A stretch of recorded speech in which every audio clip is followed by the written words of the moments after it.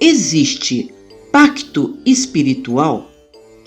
Quem já não ouviu falar que alguém fez pacto com seres sobrenaturais, que esconde um talismã capaz de torná-lo rico e muito poderoso, que o sucesso de alguém esconde algo macabro?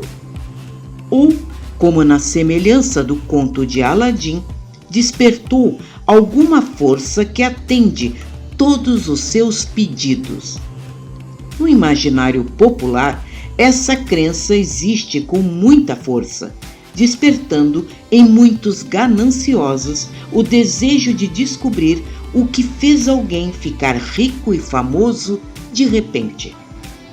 Mais do que se imagina, muitas almas desesperadas buscam nossos terreiros com essas intenções, buscando uma solução fácil aos seus problemas.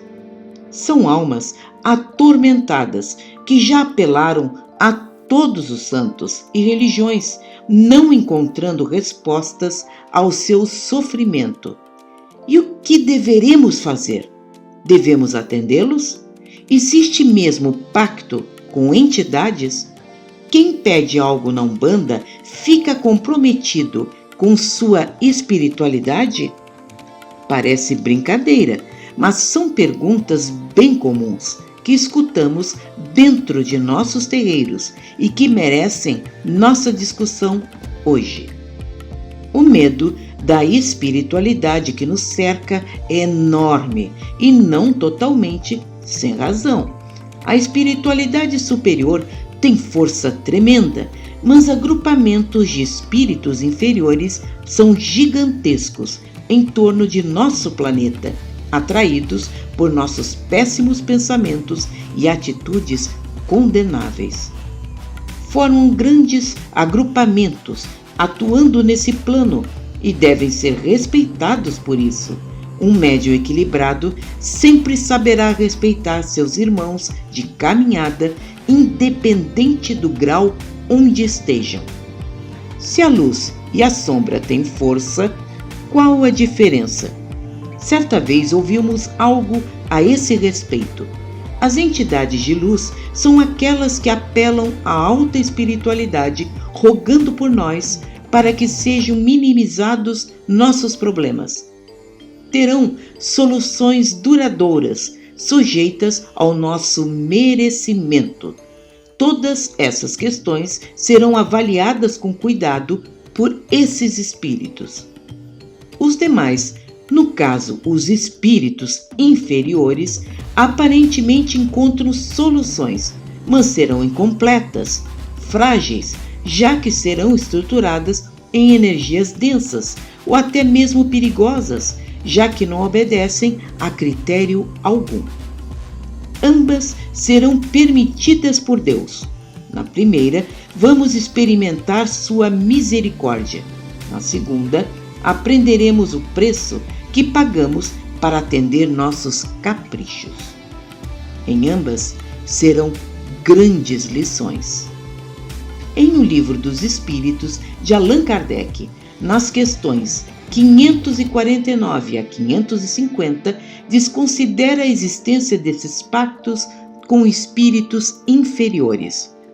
Adverte que eles não existem, contudo, acordos entre espíritos sempre existiram e sempre existirão.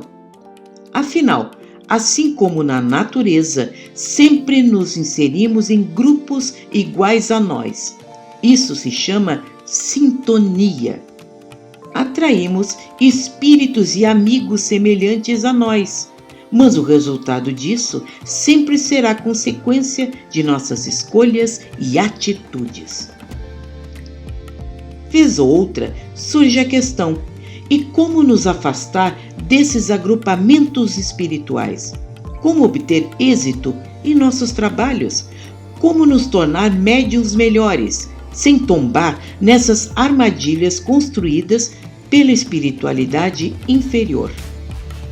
Vamos recorrer ao Evangelho no exemplo deixado por Jesus, em Marcos, capítulo 9, versículos 17 a 29. Jesus tinha partido para um bairro da pequena Cesareia de Filipe, hoje conhecida por Pânias, ao norte de Jerusalém, aos pés do Monte Hermon. Lá estava ele, cercado pela multidão, quando um homem buscou seu socorro. Seu filho encontrava-se desde a infância, possuído por um espírito mudo e surdo. Quando viu Jesus, o rapaz caiu por terra, debatendo-se e espumando, rangendo os dentes com fúria. Falou ao pai que as forças espirituais contidas nele jogavam-no no fogo e na água, ferindo-o muitas vezes. Jesus lembrou ao pai que tudo era possível se tivesse fé. Ordenou ao espírito que fosse embora, deixando o menino como morto. Estava curado. Os discípulos ficaram boquiabertos, porque tudo tinham feito, mas não tinham conseguido libertar o jovem. Jesus respondeu-lhes: esta casta não pode sair com coisa alguma, a não ser com jejum e oração. Com essa lição, Jesus nos adverte que nenhuma força espiritual negativa, nem acordos com entidades espirituais menos esclarecidas conseguem ir adiante quando mantemos nosso coração alimentado pela prece sincera, ligando-nos à espiritualidade superior. O jejum significa uma vida sadia, com hábitos que vão purificando nosso organismo, como o cuidado com a alimentação, a boa leitura, a vida sexual equilibrada, os banhos e defumações que tanto as entidades nos ensinam em nossos terreiros. Gostou? Dê like, compartilhe em suas redes sociais. Semana que vem, vídeos empolgantes feitos especialmente para você.